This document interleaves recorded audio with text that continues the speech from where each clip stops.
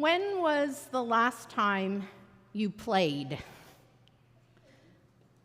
And when I say play, I mean engaging in the creative freedom of playing just because.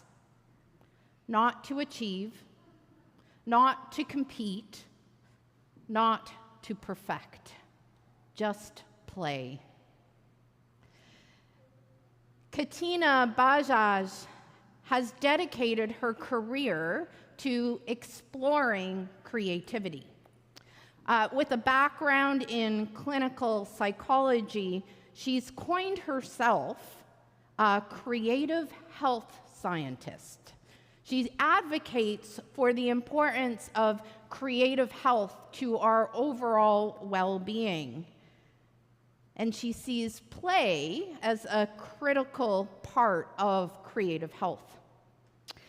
In her recent TED Talk focused on how play boosts creativity and resilience, she defines play as what happens anytime we choose to do something without knowing exactly where it's going to end up.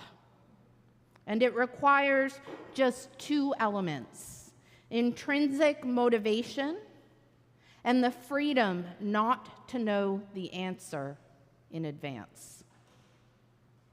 She goes on to say that this type of play is broadly considered optional for adults, with her research indicating that upwards of 70% of adults have stopped engaging in this kind of play, going so far as to say that we're living through a play deprivation crisis.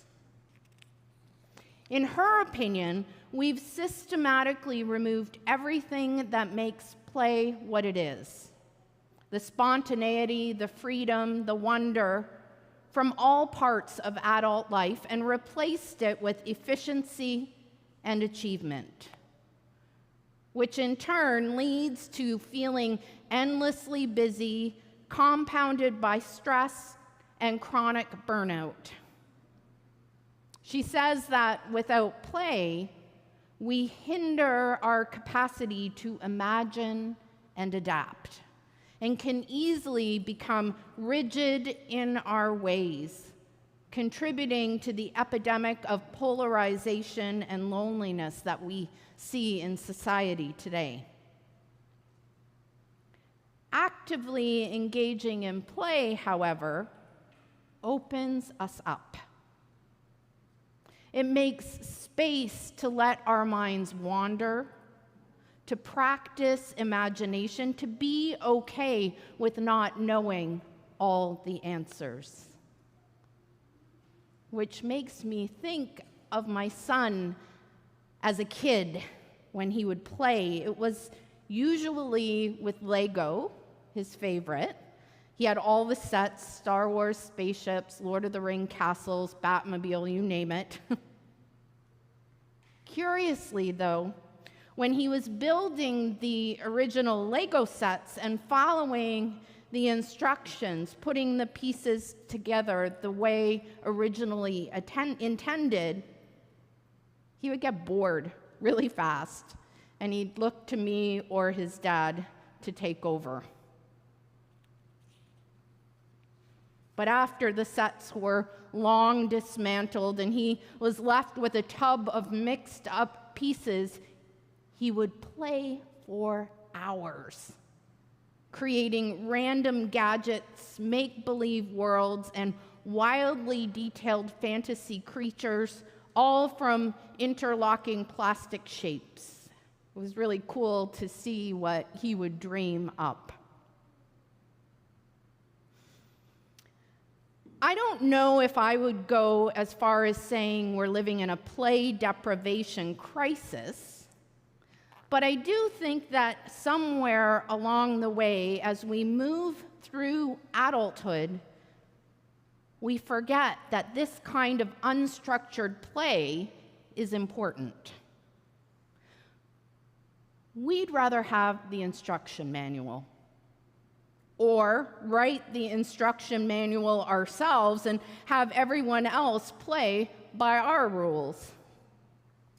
Then maybe we'll know how to live and be in a way that lulls us into feeling safe, or at least gives us guidelines with defined outcomes, eliminating the need to feel vulnerable if only we stick to the plan.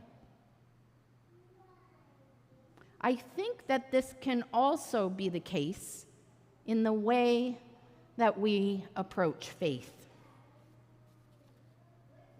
We want it to look and feel a certain way. And when something or someone disrupts the status quo, we don't always like it. This isn't something new.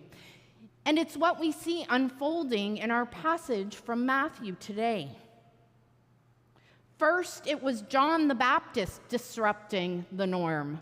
John lived out in the desert, ate wild locusts and honey, and preached loudly and boldly, inviting people into repentance as he paved the way and pointed toward the coming Messiah. He's a strange one, they say. He must have a demon, they say. Then came Jesus. Jesus showed up on the scene, was baptized by John, and started calling ordinary, everyday people to follow him. Not only that, he shared a table with those snubbed by most, tax collectors and sinners.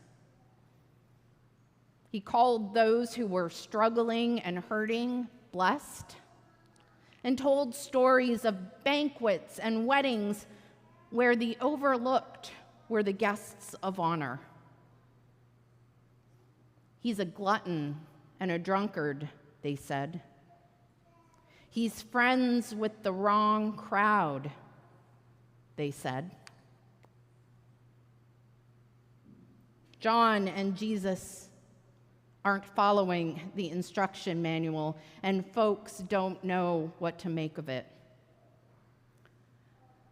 People have gotten used to the way things work, and anything other than that seems too costly. For those in power, well, there's the threat of losing status, wealth, and ultimately control. For those oppressed, there is the very real fear of death and demise if they let their guard down and trust in something or in someone promising another way. And for those in between, they see the disparity all around them, but they've figured out a way to get by well enough. And isn't that all anyone can ask of them?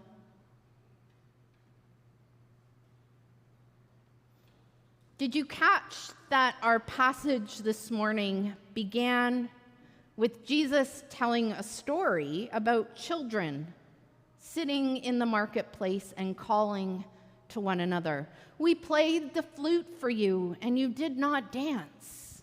We wailed, and you did not mourn. Imagine that those children calling out are Jesus and John, inviting people to let go, to mourn the systems and structures that result in death, and to instead dance and play as children. Later, as Jesus gives the crowds a peek into his prayer life, he thanks God the Father that these things, that is the ways of God, have been hidden from the wise and the intelligent and revealed to infants. In other words, to those who aren't glued to the instruction manual, to those who are just beginning, to those who delight in play as they navigate the world around them. Again, this sounds very vulnerable, even rather naive. Being wise and intelligent, that sounds like the better option. And I can imagine those gathered around Jesus were entirely confused by all of this. But then Jesus extends an invitation. Come to me, all who are weary and carrying heavy burdens, and I will give you rest. For my yoke is easy and my burden is light. This was an invitation extended to everyone in the crowds, because the reality was they were all caught up and burdened by the system if they were willing to see it. What if we were to see this invitation as an invitation to play? That learning to follow Jesus was to relearn how to play, to dance to the flute and find freedom in not knowing all the answers in advance. And what if we were to recognize that Jesus' invitation is ongoing and extends to everyone here today? Because let's face it, we are still caught up in systems and structures that burden us if we're willing to open our eyes and see it. Maybe that's why we so often want faith to look and feel a certain way. We want the instruction manual, not surprises, because the world around us feels too uncertain, like we're stuck on a hamster wheel and can't get off. And I get it.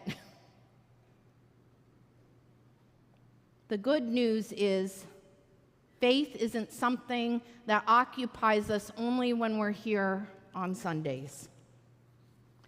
Faith is wrapped up in the everydayness of our lives, and Jesus is saying to us, I know it feels like the game of life is rigged, but trust me. Rip up the instruction manual and let yourselves play. Let yourselves not be the expert and find joy in being a beginner. I'm right beside you, playing along with you. This is powerful. It means even when we feel bound up in things too big to change, we can be free. We can experience joy. We're not being asked to forget the hard stuff. We're being asked to remember to play, perhaps especially when life feels more like death, daring to dream of another way. So let us accept this invitation to re-engage in play. Literally, I invite us to try playing this week. It might take some practice. It may have been a long time for some of us, but let's try. Grab a bottle of bubbles and watch in delight as the soapy spheres dance in the air. Let colors of paint swirl around on a page and see what begins to take shape. Dig out your kids' or your grandkids' Legos and start building. Whatever play might look like for you, give it a try. Even better if you play with a friend. I can tell you it won't feel productive. You might even feel silly. People may wonder if you've lost your mind, and that's okay. To play is to imagine. And to imagine is to activate a part of who we have been created to be and open ourselves up to new possibilities, to get out of our heads and our egos and begin to catch a glimpse of the grace and mercy of God right here in front of us, given for all, where the only instruction is to love. Are you ready? Let's play.